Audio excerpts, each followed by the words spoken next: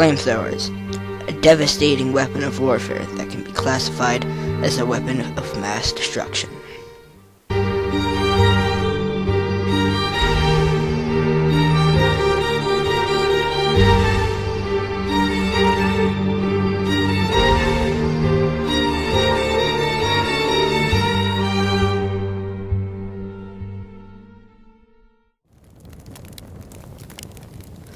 The concept of projecting flames is thought to be an invention of the 19th century, but was first made by the ancient Greeks in 700 AD. This example here uses a large reservoir of Greek fire. Greek fire is comparable to liquid naphtha or petroleum jelly. A modern equivalent would be napalm.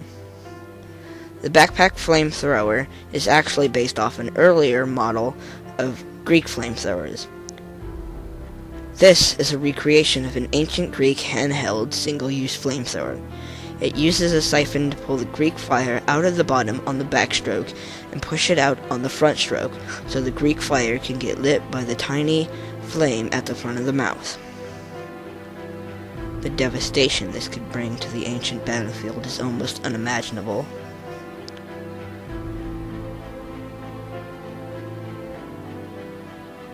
This is an earlier model that is less mobile but can output a lot more flames at a greater distance. It operates by pressure being built up within the iron cauldron by both heat coming from the bottom and the manual pump from the back.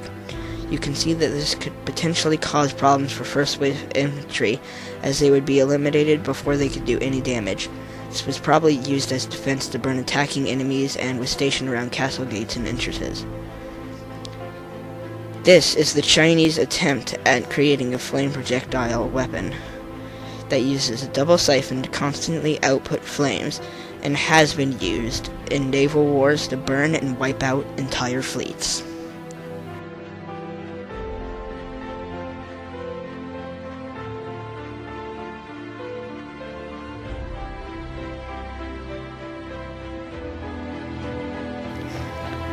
The flamethrowers we know today are what have shaped the world and our perceptions of inhumanity. Although backpack flamethrowers are what have been skewed by society, flamethrower-mounted tanks have proven to cause horrific outcomes. Flamethrower operators were the #1 target for enemies to take out. They would be the first in a troop to go in and clear out paths, as well as ripping camps alive. A flamethrower's operator's life is considered one of the most deadliest duties in history because of their high value and they were right in the enemy's face. This is an M2A1 flamethrower. It operates by twisting the valve on the middle tank, which holds compressed gas. The gas flows down the tube and fills the compartments of the main system. When you turn the valve, the fuel comes from the main operating system space and is held stationary till ready. When the back trigger is pulled, the gas mixes in the fuel and it spews out the front end, being lit by the flame in the front. One of the most devastating and intimidating Churchill variants was the Churchill Crocodile flamethrower. It reached Normandy after D-Day. The Crocodile was one of these other derivatives, usually a derivative of a Churchill, sometimes a Cromwell, usually a Churchill, which was in fact a mobile flamethrower. It towed behind it a great big tank of petroleum jelly, and it had a projector on the front, and it fired flame. The flame gun would blast a jet of flame, well over 100 yards. It stuck to everything it touched. It's a terrible weapon.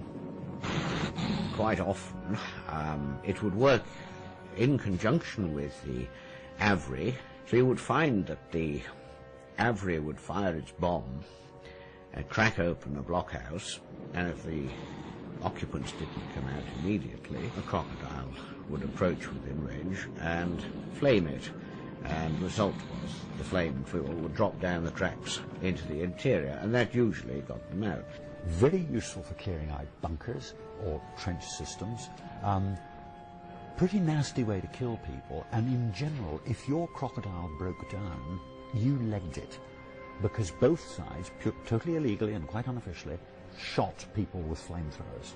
Often the mere appearance of a crocodile was enough for people to put their hands up. Conversely, if a crocodile crew was captured, they could frequently find no mercy being shown to them, I won't say they liked their work.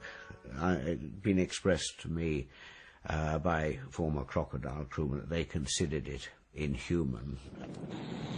You can well imagine the result, what it looks like, and, once seen, never forgotten. And even though it really was very unpleasant. But war is unpleasant and it got results. That's what you're after.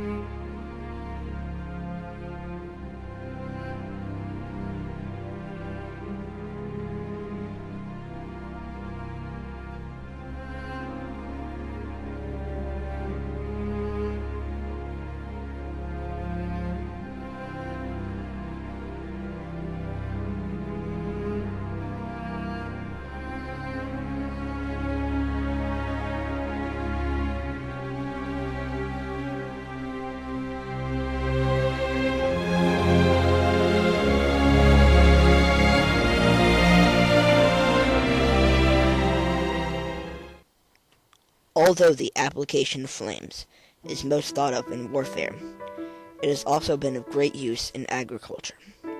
The use of flamethrowers and other flamethrower-type devices has been to clear out large areas of grass or to burn certain weeds without the use of pesticides and poisons. An MIT student has put this concept in an actual farming device that is safe as well as efficient, harmless, and easy. The system operates by projecting propane-fueled flames only inches above the ground to only burn the weeds. The system is then dragged along by a tractor that will carry the process throughout the entire field.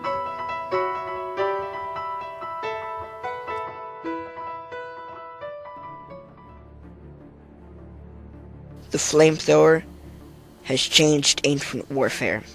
It helped the Asian continent in advancing their warfare technologies. It changed the way we fight in international wars. Governments now have to take every factor into consideration when dealing with conflicts, because it could ultimately change the way their people view them. Flamethrowers were a cheap and effective weapon of war, though through its own power has become one of the most powerful war advances of the 19th century. But today has risen past its devastation to bring a new process of weed elimination techniques and the ultimate elimination of pesticides. The application of projecting flames is still being used today and will continue to change the world, for better or for worse.